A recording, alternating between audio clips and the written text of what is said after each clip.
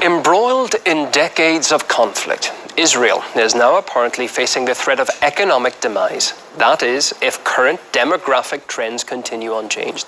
The think tank that issued the stark warning says it's the country's growing ultra-Orthodox population that's at the heart of the problem. RT's Paul Lesley reports. Israel's survival depends on its ability to deal with external threats. Right? Wrong. A new study by an Israeli think tank suggests that Israeli leaders have been barking up the wrong tree when it comes to questions of existential crises.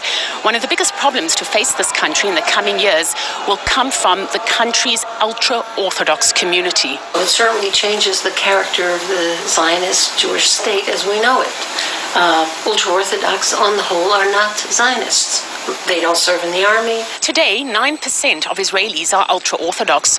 In the next quarter of a century, that figure will almost quadruple because of their high birth rate. So that by 2065, some 35% of the population will be ultra-religious. The implications are huge. Thank God the number of religious people is growing in this country, and more Jews want to be religious. People are realizing that they need to take care of their souls, not just their bodies. So they're turning to religion so they don't have to be afraid of anything. Still, the effect on Israel's future economy is clear. Only a tiny percentage of ultra-Orthodox male high school students study subjects like English, maths, and science. And with more than 1 in 3 uneducated in secular subjects, Israel's future economy looks bleak.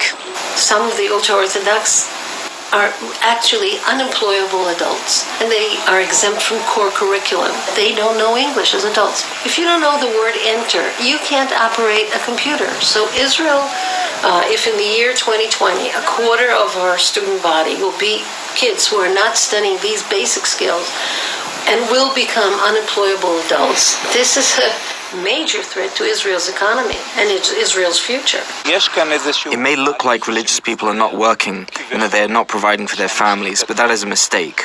Quality of life is not just about living standards. Religious people don't need an expensive car. They don't need a huge house. They're happy with the more modest things in life. Religious people are often stigmatized, but many of those who study the Torah have also studied foreign languages and many other things. Israel is in one of the world's most dangerous regions.